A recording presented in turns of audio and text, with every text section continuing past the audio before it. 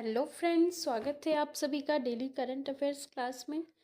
आज है 27 मार्च और आज की इस क्लास में हम डिस्कस करने वाले हैं आज के मोस्ट इम्पॉर्टेंट करंट अफेयर्स की, जो सारे एग्ज़ाम्स के लिए बहुत इम्पॉर्टेंट है। ओके, तो आपको एंड तक बने रहना है और एक एक पॉइंट को अच्छे से समझना है। ओके, तो चलिए स्टार्ट करते हैं without wasting time. First one is The Supreme Court has set up a national task force to address student mental health concerns in higher educational institutions following rising student suicides, including two cases at IIT Delhi 2023. Chaired by Justice S. Ravindra Bhatt, the NTF will analyze academic stress, caste-based discrimination, and institutional issues, assess existing legal framework, and recommend measures to prevent suicides. Higher educational institutions में student के mental health issues से निपटने के लिए supreme court ने एक national task force का गठन किया है। इसको इसके चेयरमैन होंगे एस रविंद्र भट्ट और NTF academic stress, caste based discrimination और इंस्टीट्यूशनल इश्यूज को एनालाइज करेगा और जो इसकी एग्जिस्टिंग लीगल फ्रेमवर्क है उसकी जांच करेगा और नए रिकमेंडेशन देगा इसको रोकने के लिए, सुसाइड्स को रोकने के लिए। Okay, next.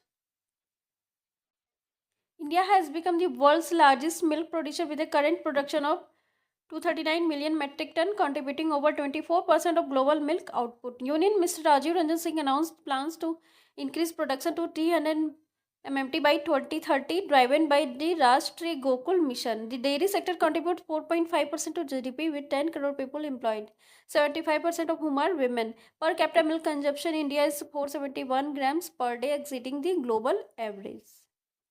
तो भाई इंडिया दुनिया का लार्जेस्ट मिल्क प्रोड्यूसर बना विथ ए करेंट प्रोडक्शन इसकी है 239 मिलियन मीट्रिक टन, जो कि ग्लोबल मिल्क आउटपुट का 24% है।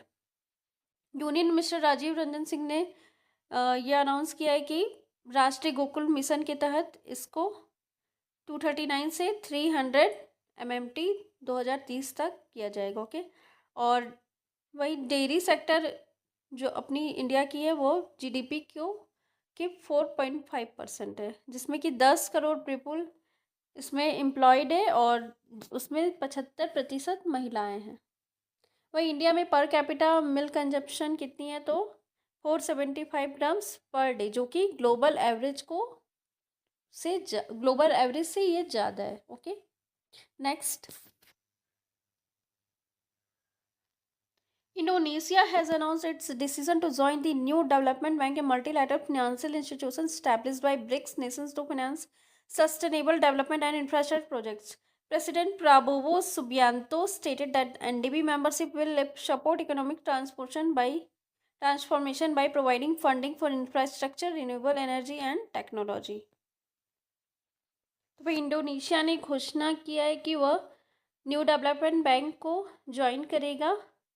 न्यू डेवलपमेंट बैंक जो कि एक मल्टीलैटरल फाइनेंशियल इंस्टीट्यूशन है, इसे ब्रिक्स नेशन ने सस्टेनेबल डेवलपमेंट और इंफ्रास्ट्रक्चर प्रोजेक्ट्स के लिए स्टैब्लिश किया था।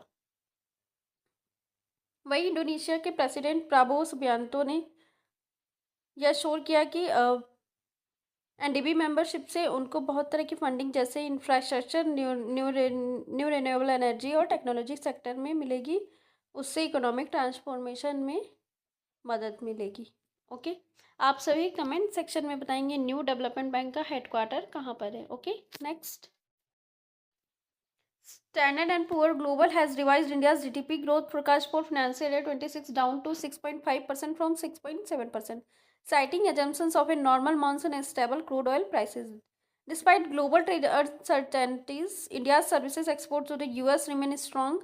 Growth will be supported by easing food inflation, tax benefits from the financial year 26 budget, and lower borrowing cost. With the RBI expected to cut interest rates by 75 to 100 bps to bring inflation closer to its 4% target. तो भाई standard and poor global ने India की GDP का financial year 26 के लिए अनुमान लगाया है 6.5%, जो कि पहले 6.7% का अनुमान था।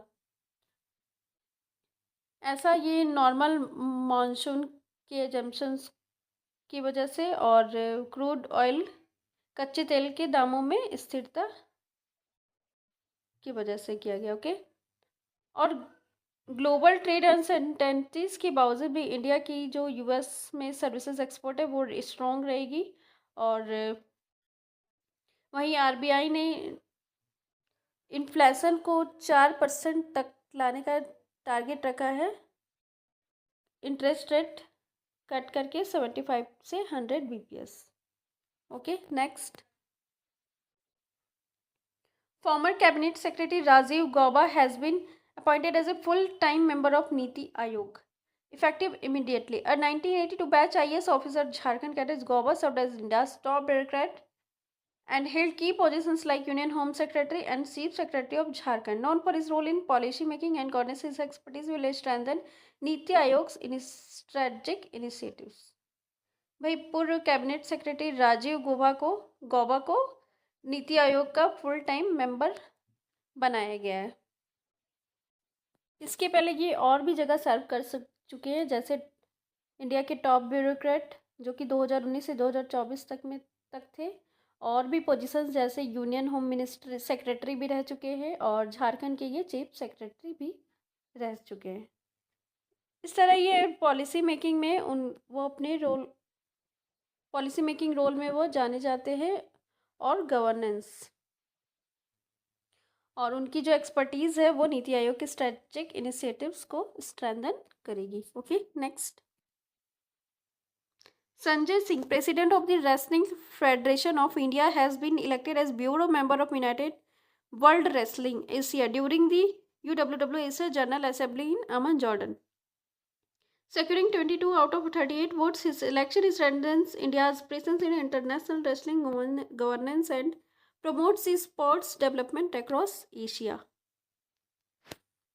संजय सिंह जो कि रेसलिंग फेडरेशन ऑफ इंडिया के प्रेसिडेंट है, उनको UWW एशिया जनरल असेंबली जो कि अमन जॉर्डन में 24 मार्च को हुआ था, वहाँ उन्हें as a bureau member united world wrestling का इलेक्ट किया गया है।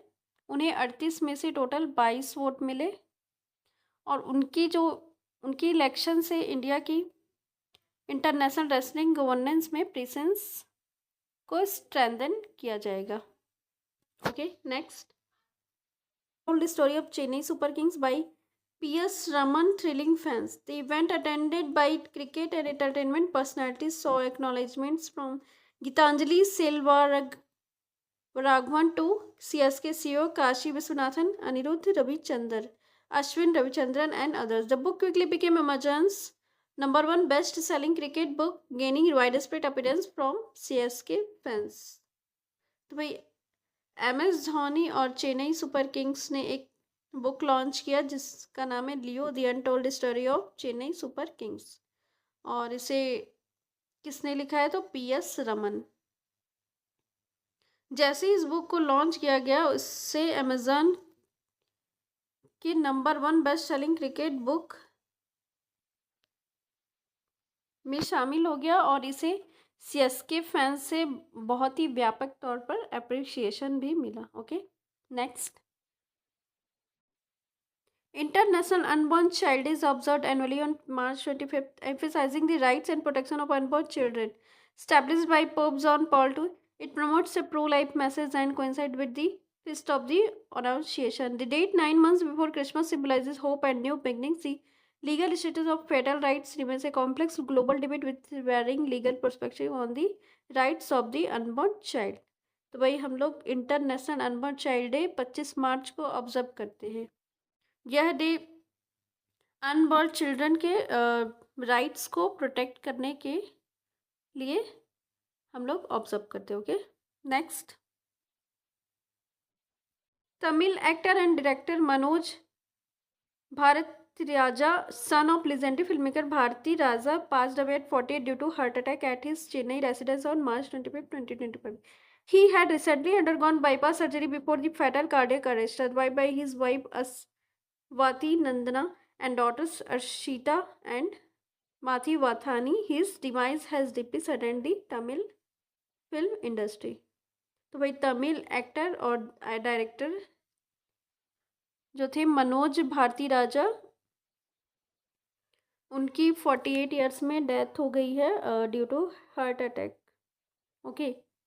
वो लिजेंडरी फिल्म मेकर जो भारती राजा थे, उनके ये सन थे।